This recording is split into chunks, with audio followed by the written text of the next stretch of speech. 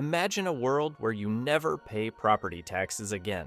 No annual bills creeping higher. No stress over assessments. Just the peace of knowing your home is yours, free from the government's yearly bite. Sounds like a fantasy, right? Governor DeSantis just made it real. He's proposing to eliminate property taxes entirely across Florida. The governor says no more taxes, but someone's paying the price. If this passes, it could reshape what homeownership means, not just in Florida, but across the entire country. But here's the catch. Nothing this radical comes without consequences. Meet Sarah, a Tampa homeowner. In 2019, she paid $20,300 in property taxes. Today, over $30,600. She dreams of paying zero, but the trade-off? It's already written into the fine print. Florida has always branded itself as a tax sanctuary. No state income tax. Sales tax averaging 7.02%. Property taxes around 0.8%. Middle of the pack compared to New Jersey's 2.2% or Illinois' 2.1%. But everything changed fast. Since 2019, home prices surged 66% statewide. Great for equity if you already own. Nightmare for affordability, because property taxes are tied directly to home values. Tax bills skyrocketed. Tampa jumped 57%, Jacksonville 60%, Miami and Fort Lauderdale 48%. The statewide average climbed 47.5% from 2019 to 2024. That Tampa homeowner who paid $2,300 in 2019 now owes over $3,600. But here's what they're not telling you. Insurance premiums exploded too, up 72% in 5 years, the highest nationally.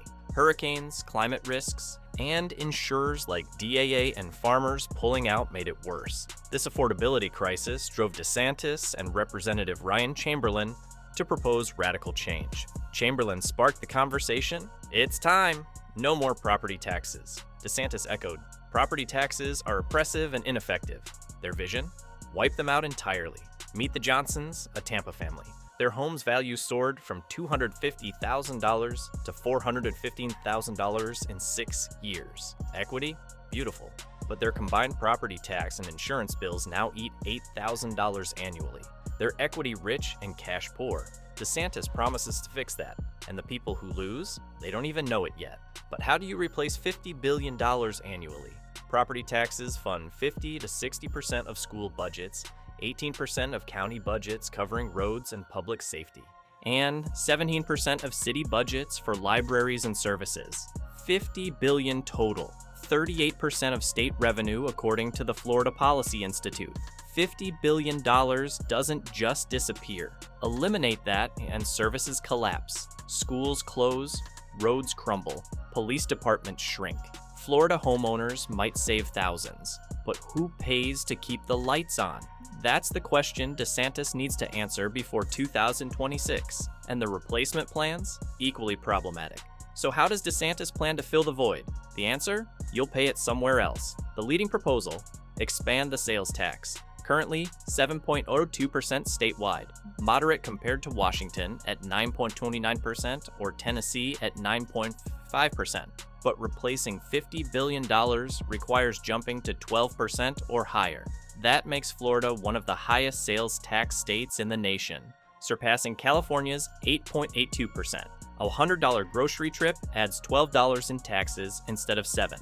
That $500 TV, $60 instead of $35. For businesses in tourist areas like Orlando or Miami, higher sales taxes could dampen spending. But the real issue, sales taxes are regressive, hitting lower-income households hardest. They spend larger shares on taxable goods like food and gas. A family earning $30,000 annually feels every purchase. High earners barely notice. But the real victims aren't homeowners. Meet Maria, a single mother in Jacksonville. She earns $30,000 a year. She rents a small apartment. She doesn't own property. Under DeSantis's plan, she gains absolutely nothing. But her grocery bill, her gas, her kids' school supplies, all 71% more expensive overnight. Critics argue this crushes renters and middle-class families who don't own property and gain nothing. Maria is one of millions, and she has no idea what's coming. Eliminating property taxes would deliver massive wins for specific groups. Meet Robert, a Miami retiree, fixed income, $400,000 home. At the 0.8% tax rate, he currently pays $3,200 yearly. Eliminating that is effectively a permanent raise. For Robert, it's life-changing. He can afford his prescriptions again. Homeowners, especially retirees and those on fixed incomes, could save thousands annually. For real estate investors, the benefits multiply. Lower carrying costs mean higher cash flow and better returns. Investors with multiple properties could save tens of thousands annually, making Florida even more attractive for out-of-state buyers. But for every winner, there's someone getting crushed. Reduced taxes could also make homeownership more affordable for young families struggling with high prices and mortgage rates currently hovering around 7.5%. The barrier to entry drops when you eliminate one major ongoing expense. Proponents argue this would boost homeownership rates, reduce foreclosures, and make Florida a magnet for retirees and businesses nationwide. But not everyone wins. Renters could get crushed. Landlords facing higher sales taxes on goods and services might pass those costs directly onto tenants through rent increases. So renters who don't benefit from property tax elimination end up paying more for everything else. A 12% sales tax would eat into budgets for essentials, disproportionately affecting those with less disposable income. And the governor who promised affordability, he's about to create the crisis he swore to solve. Middle and low-income families who don't own homes see zero benefit from tax elimination, but absorb all the pain from higher sales taxes. Local governments face an existential crisis. Without a solid replacement funding plan, schools, roads, and public services could face devastating cuts that impact quality of life for everyone, regardless of income or homeownership status. If schools suffer, property values could actually decline as families choose other states. If infrastructure crumbles, businesses might relocate. The unintended consequences could undermine the very goal of making Florida more attractive. The same governor who promised to protect Florida families is handing renters the bill. But here's the problem. This isn't a done deal. This isn't a simple policy adjustment. It's a seismic constitutional shift. To eliminate property taxes, Florida would need a constitutional amendment requiring approval from at least 60% of voters. That's a massive hurdle, even in a state where tax cuts are popular. Early polling shows growing support, especially among homeowners fed up with rising bills. But convincing renters and lower-income voters will be tough when they realize they're absorbing the burden through higher sales taxes while receiving zero benefit. The legislature is divided. Last year, Chamberlain's bill to eliminate property taxes passed a committee but stalled during the session.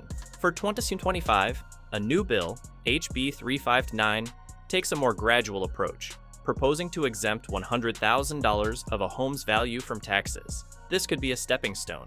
Start with exemptions, then chip away at property taxes incrementally over time. Florida already spends $14 billion annually on homeowner assistance programs, so expanding those could be another interim step.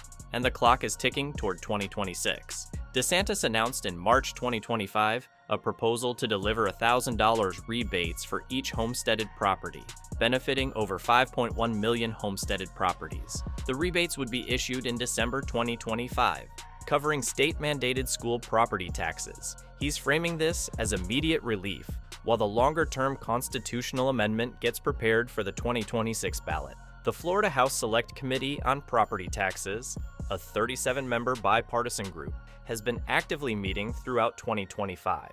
They're gathering input from homeowners, local governments, businesses, and other stakeholders before presenting final recommendations. Key sessions were scheduled for September 22nd and 23rd. Their recommendations will shape what actually appears on the 2026 ballot, whether it's complete elimination, massive exemption increases, or something else depends on what this committee concludes is both politically feasible and fiscally responsible. Meet Fentrice Driscoll, House Minority Leader. She called the idea very sexy. Then she added, but it would wreak havoc on our local communities. DeSantis recently stated that both the Florida House and Senate are now on board with the initiative and excited about being able to do it. He's working on a concrete proposal to put before voters in November 2026. But significant opposition remains. Some city and county officials have voiced strong objections, citing concerns over funding essential services. The battle lines are drawn. For real estate investors, this could be transformative. Investors are already circling. A $500,000 Miami rental currently carries a $4,000 annual tax bill. Eliminate that, and cash flow jumps immediately, potentially covering rising insurance premiums or funding upgrades. Investors with multiple properties save tens of thousands annually. Out-of-state investors from high-tax states like Ohio or New York might flood the market, driving demand and prices in Tampa or Orlando. Florida's 66% appreciation since 2019 already attracts capital. Tax savings could supercharge that. Phil Gutman of Gutman Development Marketing predicts that eliminating property taxes would create a perfect storm flooding Florida with buyers. Florida's affordable housing crisis about to meet its worst nightmare. But there's a flip side. If sales taxes hit 12%, landlords might pass costs to tenants through higher rents, softening demand. If schools or roads deteriorate from budget cuts, property values could stagnate, especially in family-friendly suburbs. Jill Hertzberg of Coldwell Banker Realty warned, "It's very regressive, with the burden falling on those with more limited means. The gold rush could turn into a ghost town." Florida isn't alone, and that should terrify you. Florida isn't alone in rethinking property taxes.